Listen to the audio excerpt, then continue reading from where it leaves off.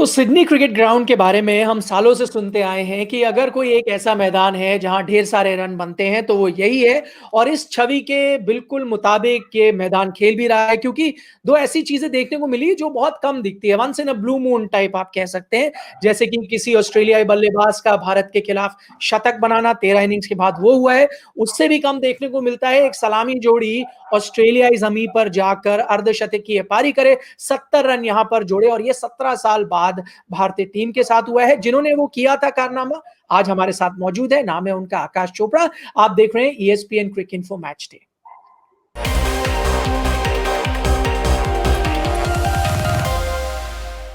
तो चलिए, आकाश मेरे साथ मौजूद है। आकाश, माफी चाहता हूं कि मेरा कोई इरादा नहीं था कि आपकी उम्र लोगों को बताऊं कि आप बुजुर्ग हो गए हैं, वरिष्ठ हो गए हैं। लेकिन क्या करें, आया भी था इतने साल पहले, समय इतनी जल्दी बीत जाता है कि नहीं? नहीं, बिल्कुल ठीक कह रहे हैं। वो वाला समय जो अच्छा समय है वो जल्दी बीत जाता है। आप सही कह रहे हैं। 2020 थोड़ा धीमे धीमे बीता है, पर और आपने कहा ना, वो जो साझेदारी जिन्होंने कारनामा किया था वो यहाँ पर है। सिर्फ आधा ही तो है। आधा तो जो इम्पोर्टेंट हाफ था, वीरू मेरा मेरा दोस्त, वो यहाँ पर नहीं है, पर अच्छा था। वो वहां पे रन बने थे और इम्पोर्टेंट रहता है। मयंक यहाँ पर सोच रहे होंगे काश ये पिच मुझे भी मौका मिलता। चलिए, बहरहाल हम बात करते हैं शुभमन गिल की। आकाश, इससे पहले कि मैं उनकी पारी पर आऊं, ये चीज पे मैं बात करना चाहता हूं, क्योंकि खास तौर पर आप इसकी चर्चा कर रहे हैं। बिसाइड्स द बॉल खेलते हैं, फिर बिसाइड्स द बॉल ही नजर आए, आउट हो गए। कैसे सुधार किया जाए इसमें? देखिए, कर लेंगे। क्योंकि जब भी आप अंतर्राष्ट्रीय क्रिकेट में पहुंचते हैं ना, तो थोड़ा सा आपका वर्क इन प्रोग्रेस रहता है। क्योंकि जिस गति जिस तरह तरीके की पिचेस पे हम खेलते हैं भारत में, और जिस तरीके की गेंदबाजी है, जिस गति की गेंदबाजी के साथ खेलते हैं, ये मैनेज हो सकता है। और ये मॉडर्न डे क्रिकेट में बहुत बार होता है कि आप बिसाइड्स द बॉल रही तो फिर हाथ आपके बहुत फ्रीली चलते हैं। तो वो जब फ्रीली हाथ चलते हैं तो स्ट्रोक मेकर आप बनते हैं, बड़े बढ़िया बढ़िया शॉट लगाते हैं। पर वो कहते हैं दो धारी तलवार है, जिससे आप काटते हैं, कभी कभी आप उससे कट भी जाते हैं खुद। तो एहसास इनको इस बात का जरूर होगा। अब अच्छी बात यह है कि जो 3 स्टंप्स के बीच की गेंदें हैं ना, उस पे भी वो बिसाइड द बॉल रहते हैं, पर उनको वो संभाल लेते हैं। कितनी भी अच्छी वो गेंद क्यों ना हो, वो बिल्कुल सीधे बैट से डिफेंस भी करते हैं, थोड़ा सा आगे वाला पांव भी सामने बहुत निकालते हैं, और बैकफुट पे भी बिसाइड द बॉल रहते हैं, पर रोक लेते हैं गेंदों को। वो सिर्फ ऑफ स्टंप की बाहर की गेंदें हैं। तो ये वाली गेंदें तो अगर वो चाहें तो छोड़ भी सकते हैं। चाहे वो आप पहली पारी देख लीजिए मेलबर्न की, या पहली पारी यहाँ सिडनी की देख लीजिए। ये गेंदें अगर आप छोड़ देंगे तो मतलब कुछ भी नहीं होगा। ये विकेट टेकिंग बॉल्स नहीं है। तो वो जो बिसाइड द बॉल की थोड़ी समस्या है, वो ठीक हो जाएगी आने वाले समय में। क्योंकि अच्छी चीज क्या है कि हम बहुत सारी चीजें देख रहे हैं जो सही हैं। कई बार ना हमने देखा है बल्लेबाजों को या युवा खिलाड़ियों को समय लगता है टू फील एट होम। ये तो दूसरा टेस्ट मैच खेल रहे हैं, ऐसा लग रहा है कि he was just meant to play test cricket.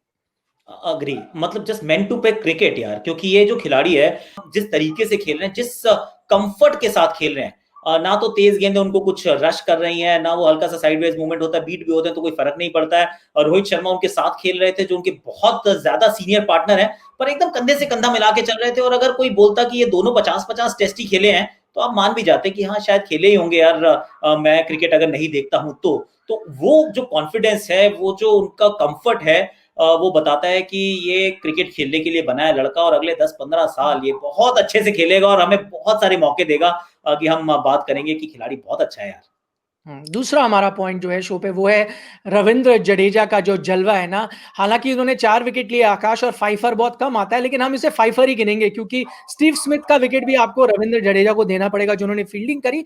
लेकिन आपको क्या लगता है इतने सफल वो क्यों रहे, अगर हम उनकी तुलना करें आर अश्विन के मुकाबले? क्योंकि अश्विन से ज्यादा उम्मीदें थी, तो क्या था जडेजा के पक्ष में इस पर्टिकुलर टेस्ट मैच में? जड्डू द बुलर, ये हमने पहले भी चर्चा की है ये स्पिन क्रिकेट इन्फो पर, कि इनकी जो गति है, जो नेचुरल पेस है ना, ये इनके बहुत काम आ रहा है। ये इस पिच के लिए बिल्कुल अनुकूल है। आइडियल गति पे एक नॉर्मल बॉल डालते हैं। अगर इस जो धीमी पिचेस होती हैं, उसमें एक डिमांड रहती है कि आप थोड़ा तेज डालिए। अब वो तेज डालना, कहना और करने में बहुत अंतर है। वो कथनी करनी का अंतर है। जड्डू तो ऑलरेडी 95 किलोमीटर प्रति घंटे की रफ्तार पे नॉर्मल गेंदबाजी करते हैं, और इस पिच के लिए गति बिल्कुल सही है। 3 स्टंप्स के बीच में रखते हैं गेंद, थोड़ी थोड़ी गेंदें कहीं टर्न होती हैं, कहीं नहीं होती हैं, पर वो हर गेंद खिलाते हैं।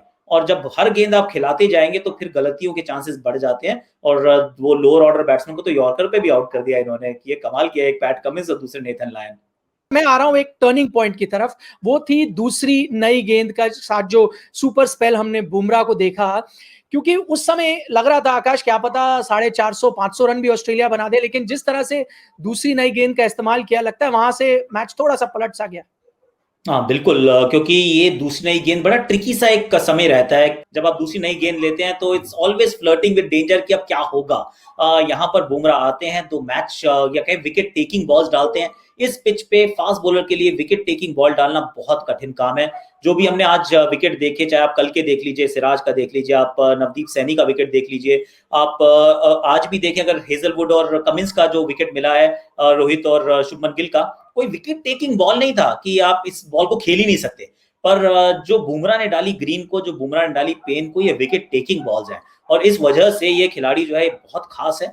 और वो जो दो विकेट टेकिंग बॉल्स के सामने घुटने टिकवाए उन्होंने दो बल्लेबाजों के, और भारत के पक्ष में वो जो दूसरा सेशन था उसने तो मैच को पूरी तरह से भारत के पक्ष में कर दिया। अगर वो नई गेंद उस प्रकार से ना प्रभावित करते या उतने प्रहार नहीं करते तो फिर कहानी कुछ और रहती।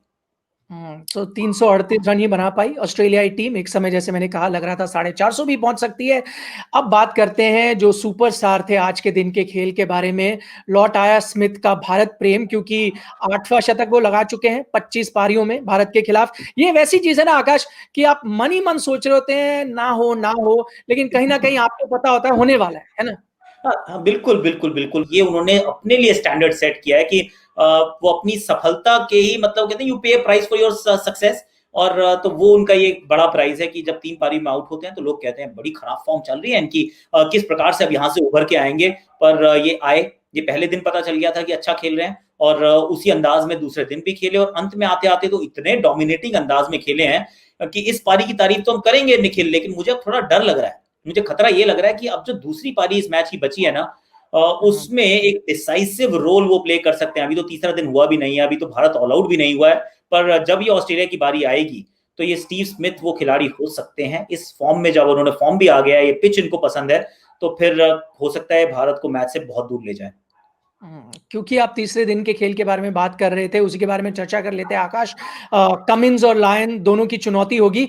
इससे पहले कि मैं गेंदबाजों की चुनौती की बात करूं, स्ट्राइक रेट की बात यहां करना चाहता हूं, क्योंकि खासतौर पर शुरुआत आपको इतनी अच्छी मिलती है, जैसे हम बात भी कर रहे थे ओपनिंग बल्लेबाजों से। उसके बाद 16 का स्ट्राइक रेट, 18 का स्ट्राइक रेट जो आप पुजारा और रहाणे से देखते हैं, थोड़े ज्यादा ही केयरफुल नजर आए आपको? ओपनिंग जब तक कॉम्बिनेशन चल रहा था बहुत बढ़िया था, बड़ी अच्छी गति पे हम भी रन बना रहे थे, पर अंत में आते आते थोड़ा सा धीमा हो गया है काम, और ये ध्यान में रखनी पड़ेगी बात, क्योंकि 45 ओवर हो चुके हैं। थोड़ा सा रिवर्स स्विंग अब आपको नजर आएगा, नेथन लाइन ऐसे ही पकड़ के डालते रहेंगे, और अगर आपने ज्यादा प्रोग्रेस नहीं किया, आगे की तरफ नहीं बढ़े, तो फिर जब विकेट गिरेगा तब आप थोड़ा सा पीछे की तरफ धकेल दिए जाएंगे। और याद रखने योग्य बात यह भी है कि 5 प्रॉपर बैट्समैन है, फिर पंत है, फिर जाडेजा है, और यहाँ पे चलिए एक बात और मैं कहे तो मुझे तो लगता है रविंद्र जाडेजा, अगर भारतीय टीम को इस मुकाबले को किसी भी तरीके से ड्रॉ करना है या जीतना है, दो विकल्प भारत को ऑब्वियसली नजर आने चाहिए। उन दोनों में रविंद्र जाडेजा की भूमिका बहुत बड़ी रहने वाली है। ऑलरेडी उनका टेस्ट मैच है, और अब ये रन बनाएंगे, विकेट चटकाएंगे तो भारत जीत के करीब आ पाएगा। विकेट वो फील्डिंग से भी चटका रहे हैं, बहरहाल मैंने सोचा याद दिला दूं एक चीज ये, क्योंकि मैं कारण ढूंढने की कोशिश कर रहा हूं आकाश की क्यों इतना स्ट्राइक रेट कम हो गया, क्यों सेमे सेमे नजर आए भारतीय बल्लेबाज। क्या वो जो हम देख रहे हैं अनइवन बाउंस, वो एक बड़ा कारण हो सकता है? क्या बल्लेबाजी थोड़ी मुश्किल हो गई है? हाँ, एक थोड़ा सा इंटरेस्टिंग है, क्योंकि कल तक तो बहुत फ्लैट पिच थी, 55 ही ओवर हुए थे।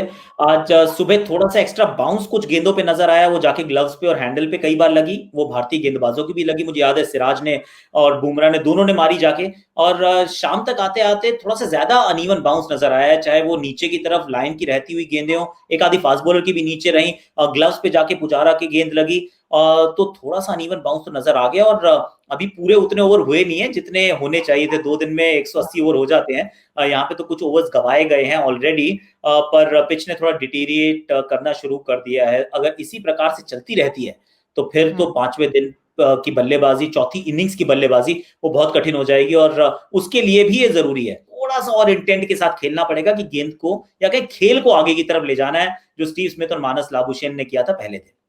हमने देखा जब जब रोलर का इफेक्ट रहा तब तक थोड़ा ठीक रहा उछाल, जैसे ही वो वेयर ऑफ कर जाता है आपने देखा थोड़ा अनइवन बाउंस। 30 ओवर नहीं हो पाए हैं, जैसे आकाश कह रहे हैं 2 दिन के खेल में 30 ओवर शॉर्ट है, तो यानी अभी 2 दिन का खेल भी नहीं हुआ है और भारत को यहाँ पर आखिरी बल्लेबाजी करनी है। बहरहाल इस मैच पे नजर रहेगी, उम्मीद तो ये जताई जा रही है कि 5 दिन तक ये टेस्ट मैच जाएगा। आप देख रहे थे ESPN क्रिक इन्फो मैच डे।